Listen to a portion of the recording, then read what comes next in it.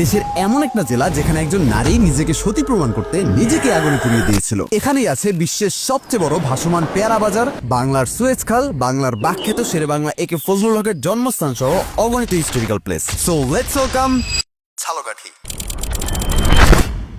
এই জেলার আগের নাম ছিল মহারাজগঞ্জ, কিন্তু বর্তমান নাম ঝালকাঠি এসেছে ঝালপাড়া থেকে। ধারণা করা হয় একসময় জেলার পশ্চিম দিকে জেলেরা বন জঙ্গল কেটে বসতি স্থাপন করত, সেখান থেকেই ঝালপাড়া আর কালের পরিবর্তনে ঝালকাঠি। কিন্তু কেউ নিজের গায়ে কেন আগুন দিতে যাবে, এটা জানতে হলে যেতে হবে ঝালকাঠি সদর উপজেলার কীর্তিপাশা গ্রামে। 19 শতকের প্রথম দিকে বিক্রমপুর পুরাগাছার রাজা রাম সেনগুপ্ত এখানে আসেন। ব্রিটিশ আমলের শেষের দিকে জমিদারের পুত্রকে বিষ প্রয়োগ করে হত্যা করা হয়। কে এই কাজ করেছে তা জানতে গিয়ে ওনার স্ত্রী হরসুন্দরী দেবীর নাম চলে আসে। নিজেকে নির্দোষ প্রমাণ করতে হরসুন্দরী দেবী স্বামীর সঙ্গে সহমরণে যাবে বলে ঠিক করে। যদিও ব্রিটিশ সরকার তখন আইন করেই এই সতীদাহ প্রথাটা নিষিদ্ধ করেছিল, তাই খবর পেয়ে বরিশাল থেকে ম্যাজিস্ট্রেট চলে আসে। কিন্তু চেষ্টা করেও ওই ম্যাজিস্ট্রেট হরসুন্দরীকে আটকাতে পারেনি। শাড়ি গয়না আর মাথায় সিঁদুর পরে স্বামীর সাথে জ্বলন্ত চিতায় পড়ে যায় রানী হরসুন্দরী দেবী। সবচেয়ে মজার ব্যাপার হচ্ছে জমিদার বাড়ির একটা অংশে 1975 সালে কমলিকান্ত নবীনচন্দ্র বালিকা মাধ্যমিক বিদ্যালয় নামে একটা স্কুল স্থাপন করা হয়। এখান থেকে কোনো গুণী ব্যক্তিত্ব পড়াশোনা করে গেছেন কিনা জানি না, বাট আমার মতে এই স্কুলের সবচেয়ে বড় স্টার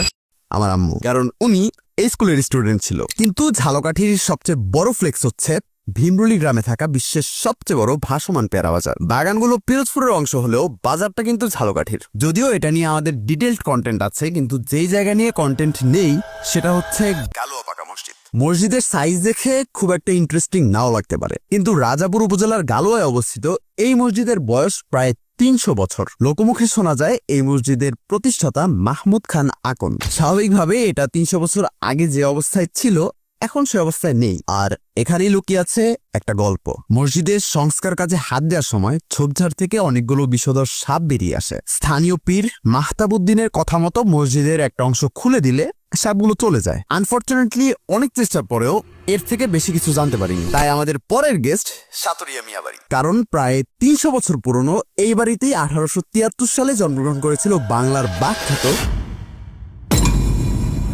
যদিও এখন দেখে বোঝার কোনো উপায় নেই যে একসময় এটা একটা প্রপার জমিদার বাড়ি ছিল। এটা নির্মাতা শেখ শাহাবুদ্দিন, তবে এখন এই জায়গাটা সবাই দেখতে আসে শেরে বাংলার জন্য, কারণ ওনার শৈশব, প্রথম মক্তব সবই ছিল এই লোকেশনে। তবে এই সবকিছু সাইডে রেখে ঝালকাঠির ক্রেজি একটা লোকেশন গাবখান চ্যানেল। 1918 সালে ঢাকা মংলা আর চট্টগ্রাম মংলার দূরত্ব কমানোর জন্য পিরোজপুর জেলার সন্ধ্যা নদী আর ঝালকাঠি সুগন্ধা নদীর মাঝখানে এই গাবখান চ্যানেলটা খনন করা হয়। মজার ব্যাপার হচ্ছে এই চ্যানেলের দৈর্ঘ্য প্রায় 18 কিলোমিটার, তাই এটাকে বাংলার সুয়েজ খালও বলা হয়। আমাদের নেক্সট টার্গেট ঝালকাঠির গর্ব,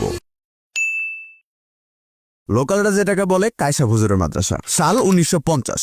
ফোরকানিয়া মাদ্রাসা নামে এই প্রতিষ্ঠানের যাত্রা শুরু করেন আজিজুর রহমান কায়েদ সাহেব। শুরুটা একটা মক্তব থেকে হলেও বর্তমানে এই বিশাল মাদ্রাসায় পড়াশোনা করে প্রায় 5,500 শিক্ষার্থী। যদিও আমাদের এখানে টেনে নিয়ে এসেছে 10 ফান্ড। এটাকে 10 ফান্ড কেন বলে তা আমার জানা নেই, বাট এই ব্যাপারটা প্রতিষ্ঠাতাও আজিজুর রহমান কায়েদ সাহেব। সিস্টেমটা সহজভাবে বলতে গেলে মানুষজন মনের ইচ্ছা পূরণের জন্য এখানে মানত করে, আর সেটা পূরণ হলে এখানে টাকা দিয়ে যায়। তবে এখানে কোনো মাজার বা পীরের নামে মানত হয় না। ব্যাপারটা এইদিকে এতটাই জনপ্রিয় যে পাবলিক ট্রান্সপোর্ট গুলোতে এই জায়গায় আসার আগেই অ্যানাউন্স করে দেওয়া হয় যে সামনে 10 ফান্ড। তবে বিকেলে অলস সময় পার করার জন্য ঝালকাঠির বেস্ট জায়গা মিনি পার্ক। জায়গাটা নদীর একদম পাশে, তাই 24/7 ন্যাচারাল এসি সার্ভিস। নদীতে নৌকা আর শিপ সবকিছু নিয়ে জোস একটা জায়গা। আর এখানেই শেষ ঝালকাঠির গল্প। বাকি নিজের জেলার নাম বলে যান, কারণ নেক্সট এপিসোডে আমরা খুঁজে বের করব আপনার জেলার না বলা গল্প।